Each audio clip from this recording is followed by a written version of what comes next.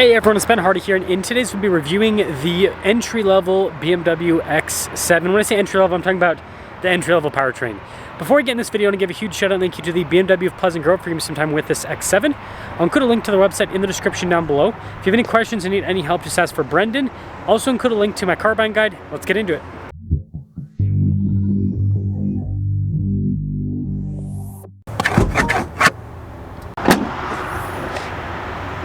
Under the hood, we have a turbocharged 3-liter inline-6 that goes to an 8-speed automatic transmission.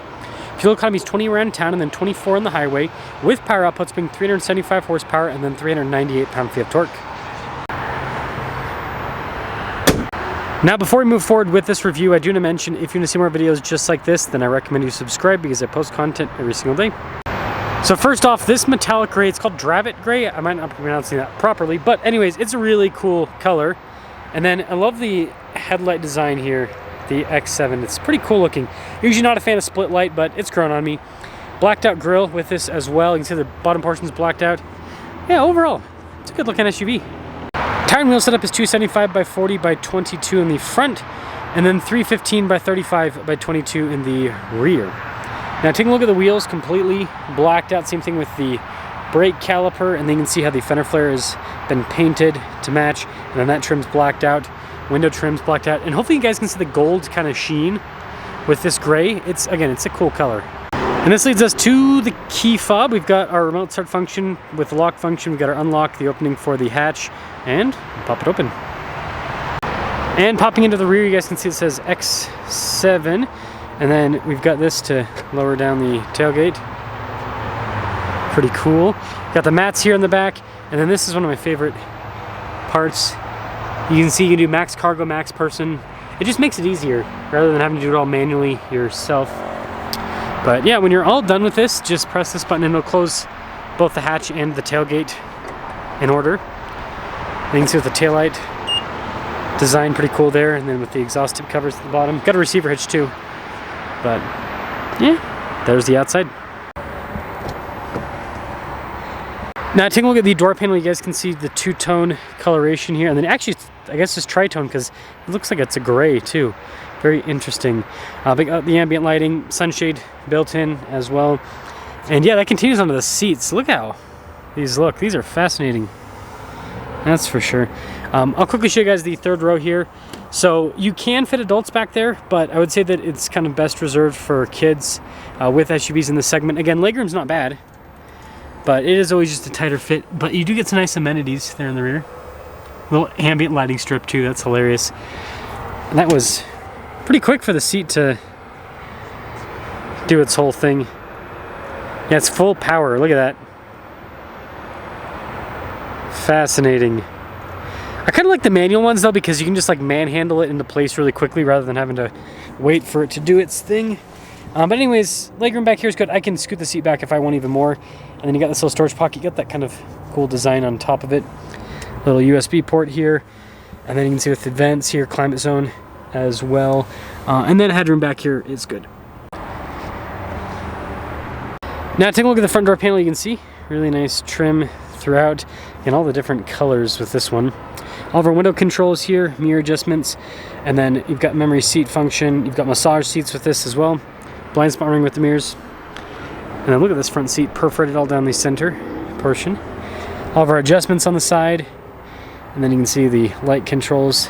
And then look at this, and then the trim on the dash.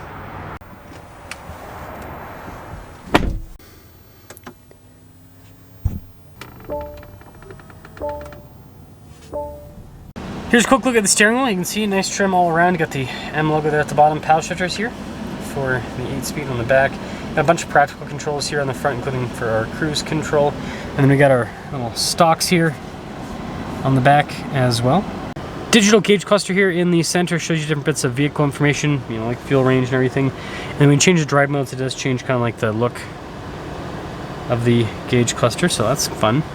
Now this is super helpful. We got a 360 camera system, which it's a big SUV, so it's nice to have, you know, trajectory lines, all of that turn with the steering wheel, and good resolution overall. And then as for the rest of the infotainment system, it's quick to respond. You know, for the most part, everything's easy to use. Climate controls are always accessible there. at the bottom, although they are built into the screen, so some of you might like that, some of you might not. Kind of talked about this earlier, but you got that nice wood trim there, and then more of it right here. This just covers the wireless phone charging pad cup holders. Heated and cooled, by the way. Nice feature, which, there we go. And then we got our physical control stack right here, so that's for the suspension to raise and lower it. This is for the infotainment system. See the gear selector here as well. All of your drive modes there with the parking, brake, and then we got the center console here. Nice padding on the top. And then we got a premium headliner with this, and then panoramic sunroof. So here's our window sticker for this X7. After all options and everything, the sticker's for $112,195.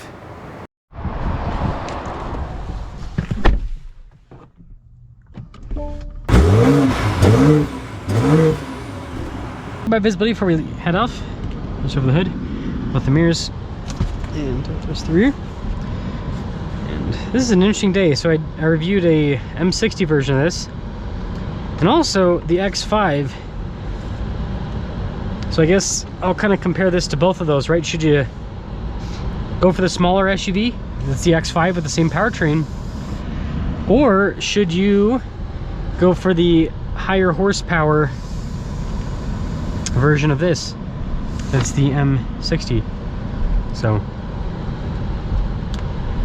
let's hopefully answer that. We'll say super comfortable so far. You should, if you haven't driven a BMW in a long time, you should hop in one. They have changed quite a bit, their cars, over the years. They're way more luxe than they used to be. They obviously still do the sporty thing, which we'll talk about that. But yeah, they just drive well. Good power. I will say you do feel this is a heavier car than the X5, and you feel it. This doesn't have quite the oomph that the X5 has, out of the same powertrain, same power outputs and all that.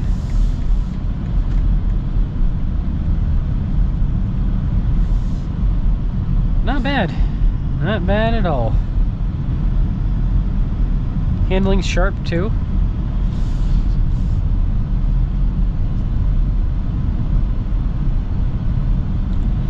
Yeah, I mean, so far it drives like a nice luxury SUV. Get a little acceleration here. Ooh, it's still quick. It's still quick. Not as quick as the X5 with the same powertrain, but still pretty quick. And again, the suspension in this is a little bit more comfortable than the X5. Like going over this, a little bit better than the X5. Not a huge difference, but there is a little bit of a difference. So some things up here with the regular X7. I think this is a great car. I think that you get the M60 version if you're a speed demon, right? If you want, in that video I call it a luxury. It's kind of like a Grand Tour in a way, right? Because it's got speed and luxury. This is, you know, it's quick enough. It's not like it's still a performance SUV that's not crazy out there.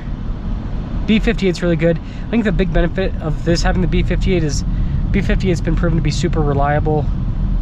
So just a good powertrain, good power delivery, pretty economical too. I mean, this does get better fuel economy than the V8 version does. So overall, solid car. I go for the X5 if you don't need the third row, and if you want a little bit of a quicker, sharper vehicle. It's kind of how the X5 feels. A little bit quicker, a little bit sharper, the driving. But yeah, let me know what you guys think about the quote-unquote entry-level X7.